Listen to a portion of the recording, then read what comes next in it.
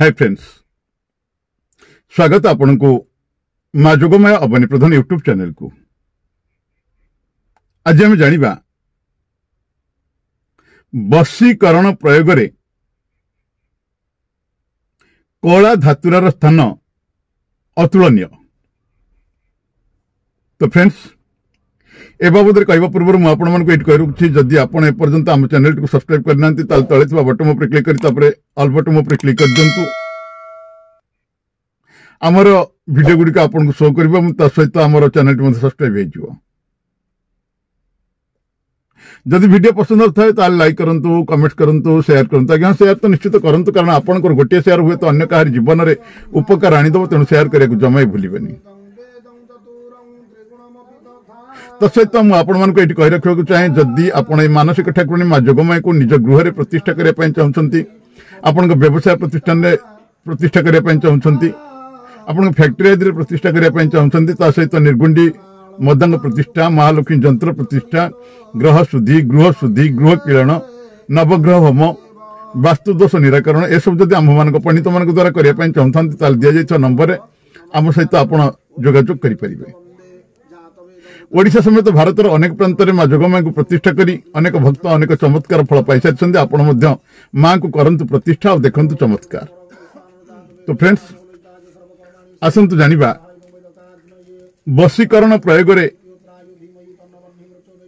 कला धातुरार स्थान अतुलनीय।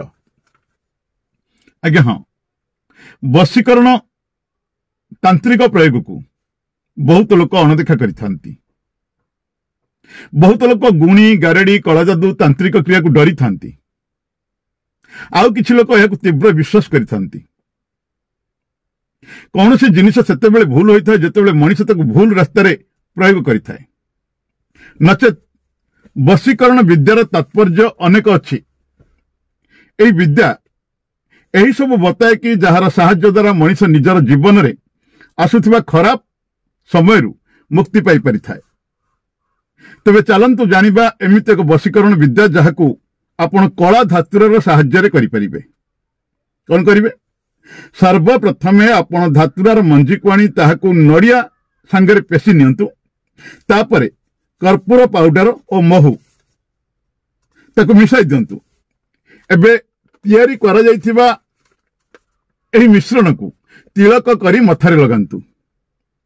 एही तिलक लगाइबा परे जदि आपण कहा को जाउछंती सही व्यक्ति आपणकर वशीभूत निश्चित हेजिबो। जदि आपण एही तिलक लगाई करी निजर प्रेमी किंबा प्रेमिका निकट को जाउछंती तबे से भी आपणकर वशीभूत हेजिबो।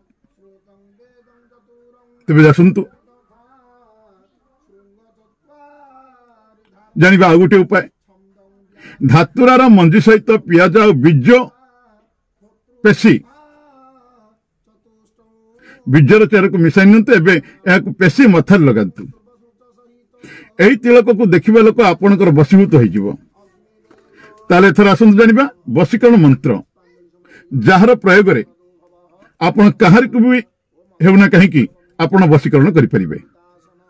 मंत्र हैला ओम हारिम कुरुम सर्वाय व्यक्तिर नाम सोमनाथ शरणं प्रप्रोधे भवंती। अधर कहि रखुछि ओम हारिम कुरुम सर्वाय व्यक्तिर नाम सोमनाथ शरणं प्रप्रोधे भवंती। तेबे एक धातुर फल नहीं ताकू कला सूता द्वारा बांधि नियंतु।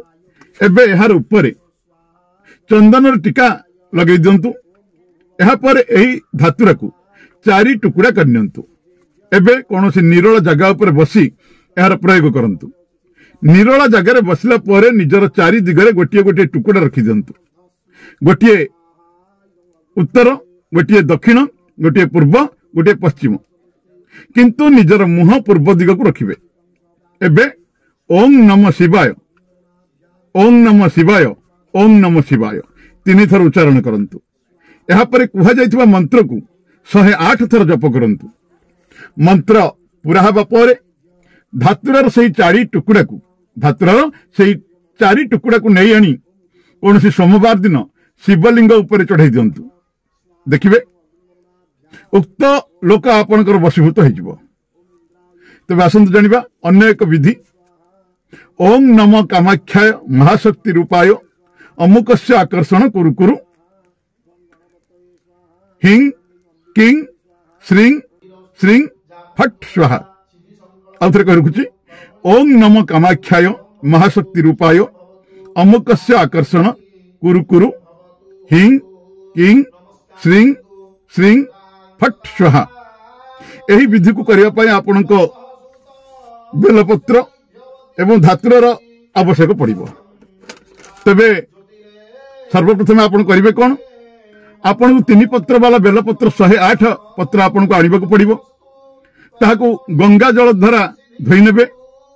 एबे माटीर एक शिवलिंग प्रस्तुत कला परे एही मंत्र को पढ़ी गोटे बेलपत्र शिवलिंग उपरे चढ़ेबे।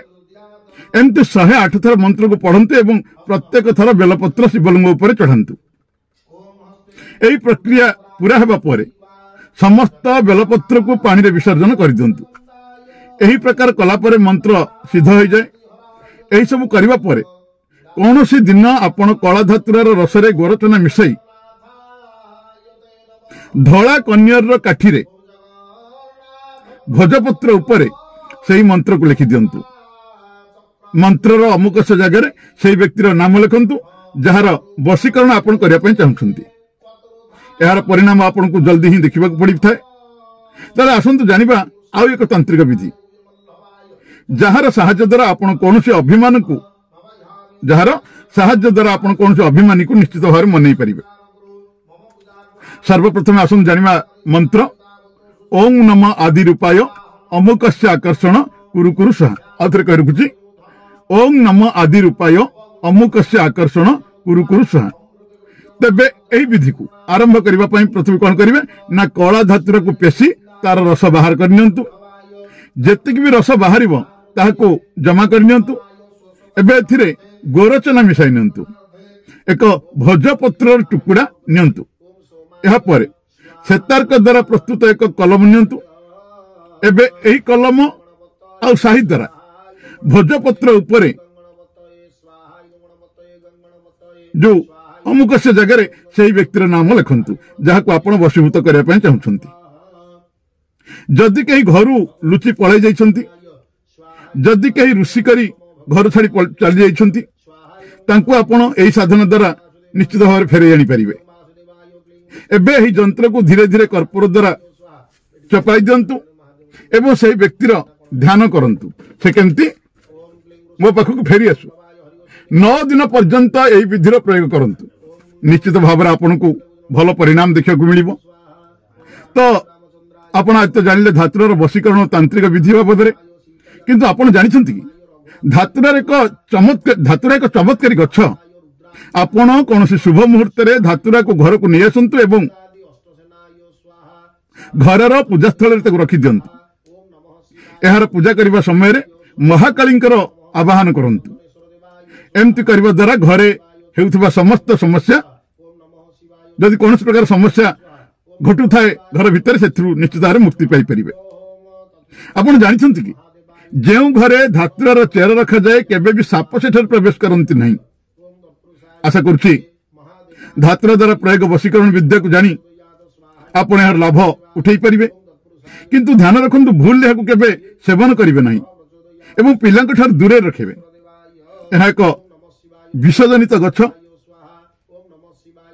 ध्यान पूर्वक कह जाइतिबा विधि को प्रयोग रे आनंतु निश्चित भाव में आपण सफल लाभ करिवे। तो फ्रेंड्स आज तो आपण जानिले वशीकरण प्रयोग रे धातुरार स्थान अतुलनीय। जदि वीडियोटी आपको भल लगी था लाइक करिवे, कमेंट करिवे, शेयर करिवे। तो आ गोटे वीडियो पर्यंत मु रहूछि आपण मानकर चिरपरिचित अवनी प्रधान। नमस्कार। जय मां जोगमाया। मां आपणकर मंगल करंतु।